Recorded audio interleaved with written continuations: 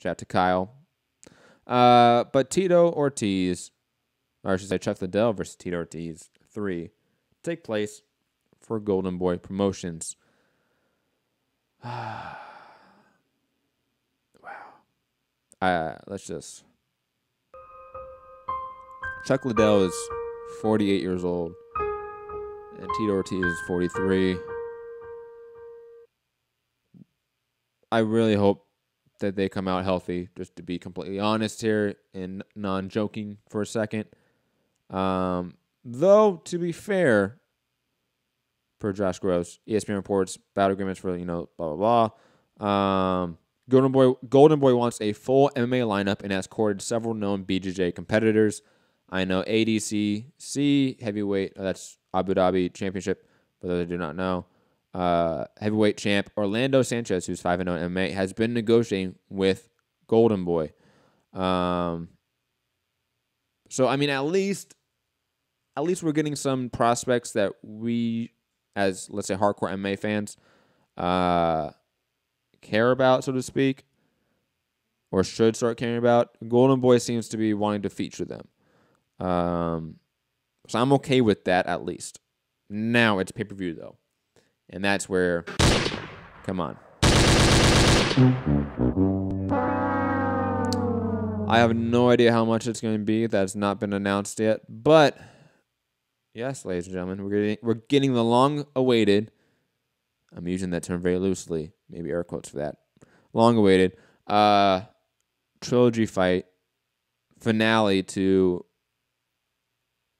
a fight that, or a rivalry that a guy won twice in emphatic fashion. It's just one of those. And plus, I mean, Chuck Liddell has been retired since, 2011.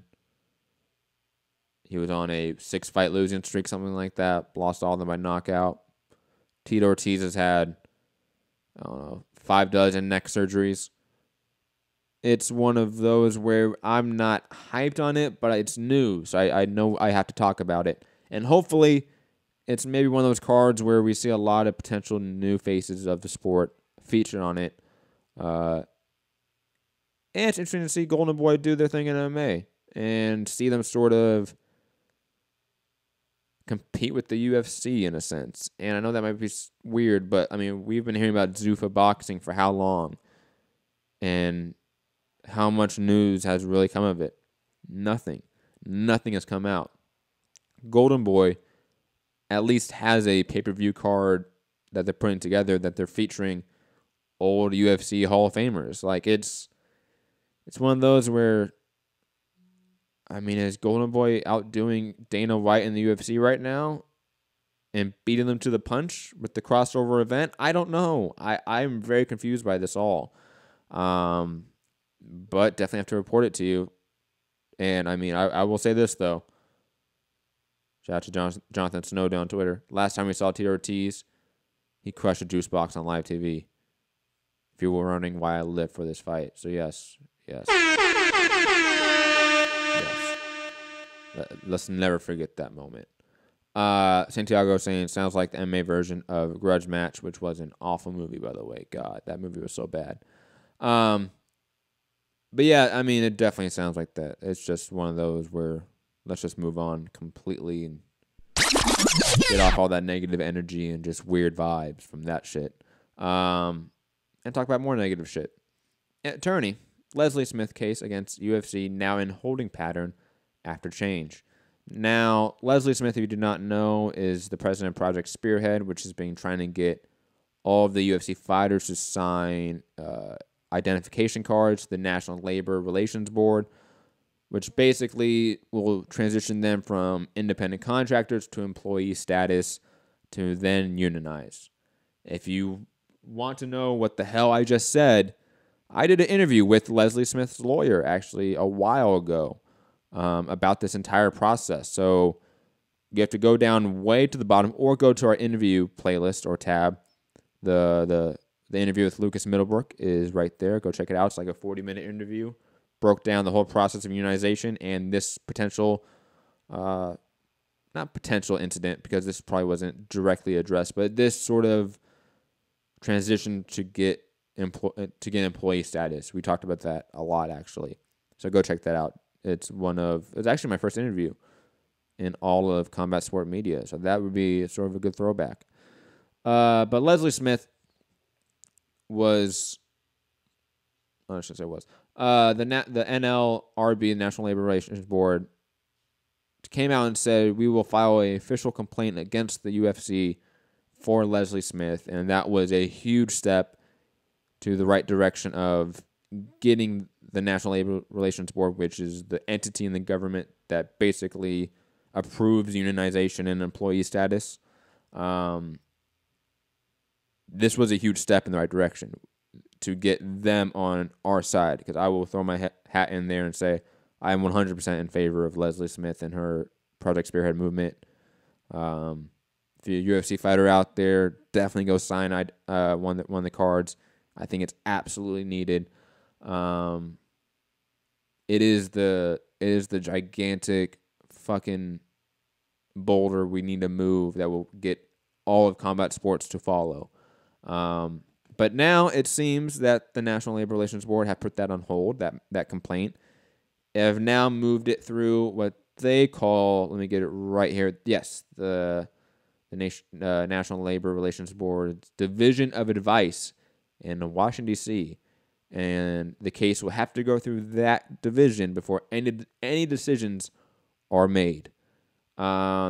Which Lucas Middlebrook, the lawyer for Leslie Smith and one of the founders of Project Spearhead, have said is the quote-unquote holding pattern, which the UFC has flexed its muscle in the U.S. Capitol to get things altered, per Mark Ramundi and Lucas Middlebrook.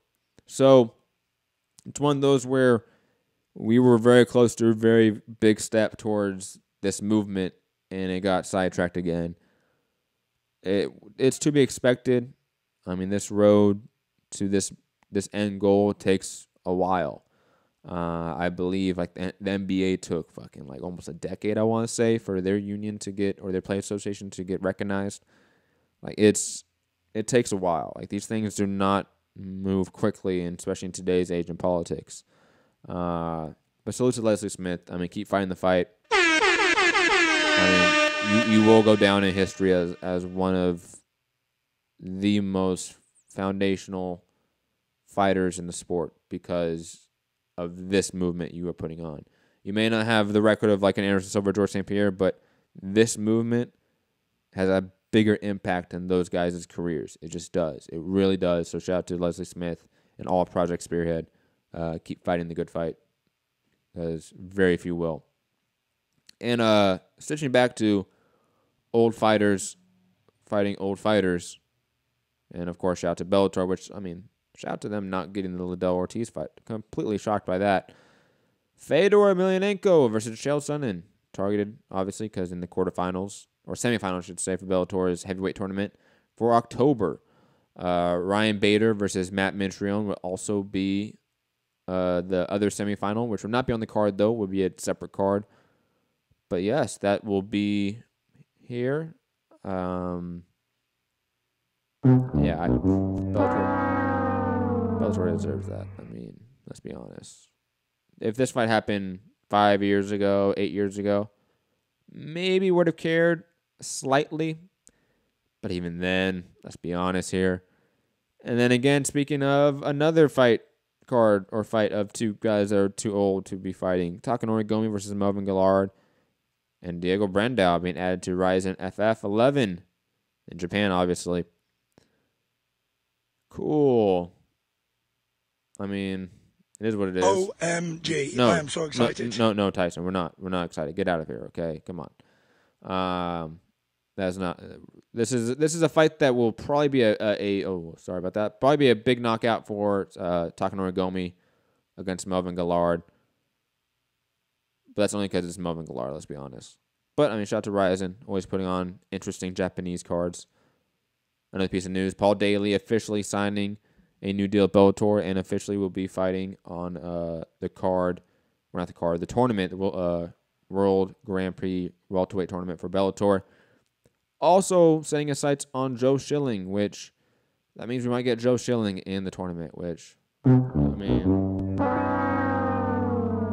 It's whatever. It is what it is. It would be a fun fight, let's be honest. I mean, Paulie Day versus Joe Schilling will be a fun fight for as long as it lasts, but Joe Schilling, man, that guy gets knocked out a lot. So I feel like it's a pretty easy decision or idea of who wins. But another piece of sad news, Andre Pedernera stepping down as Nova Unau's leader after 21 years. I mean, kind of shocking, to be honest. He basically was the face of that camp along with Jose Aldo. Him and Aldo reigned together like any sort of great trainer and fighter combination, and they reigned for like a decade. And I know the camp always got a lot of criticism for fighter safety and a lot of rumors about PD abuse, but Andre Pedernera was a great trainer, Hall of Famer trainer, and it's kind of sad he's stepping down from a camp that he sort of made. But yeah, shout out to Andre Pedernera. Again, phenomenal trainer. I want to talk about that Gustafsson versus Volkan Ozdemir fight a little bit in works for August. I wonder if it's going to be for an interim belt. I have not pulled up any articles on it, but that to me is going to be the curious thing. Like, do they throw an interim belt on top of it? But Gustafsson should win that. I mean, he's better in literally every category than Volkan Ozdemir. So I think it should be a one-sided fight for as long as it lasts. A little piece of fun news before we head out of here today. Not should say fun news, but interesting news. USADA put out their 2017 annual report, which you can find in the link in Shaheen Al-Shadi's sort of link down here. But I want to say this right here. Top 5 substances most searched by UFC athletes.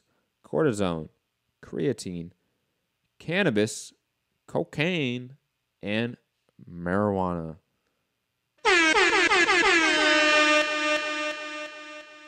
Really funny that cannabis and marijuana are separate. Just interesting things on that list.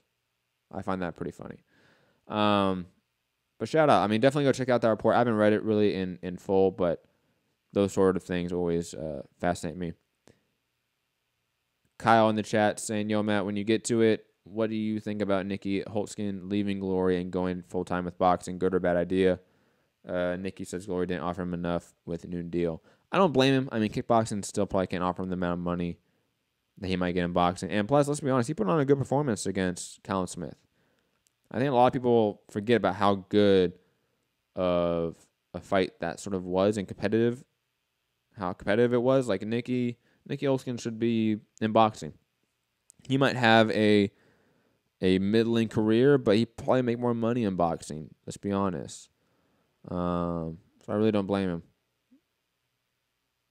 He said there is a possibility, Kyle was saying, there's a possibility Nikki could go kickbox in China, but I don't see them giving him more money than Glory would have. I don't see that as well. I think it's ridiculous that they would do that. Glory would be the place he would go.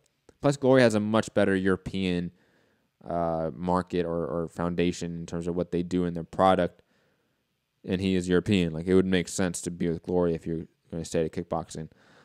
But a little piece of on this day, shout out to Boxing History on Twitter. On this day in 1921, Jack Dempsey defended the heavyweight title with a 4th-round KO of Georges Carpentier.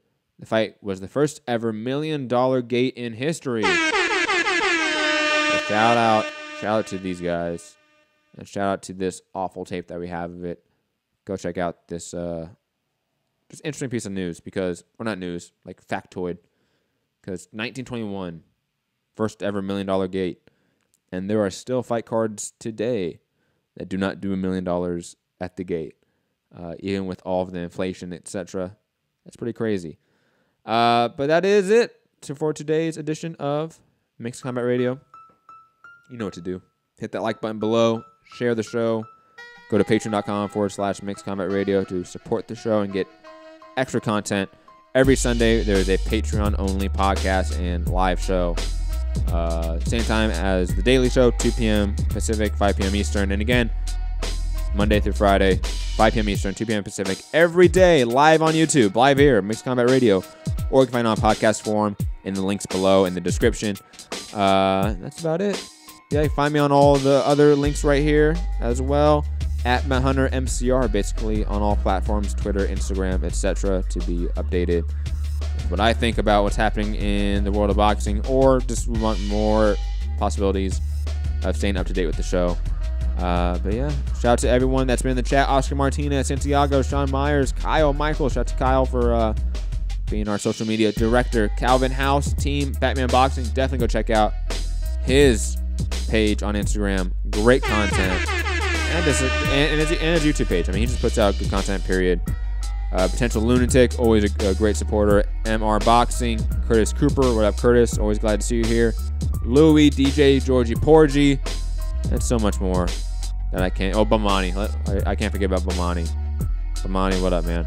But yeah, peace. Have a good day. See you tomorrow.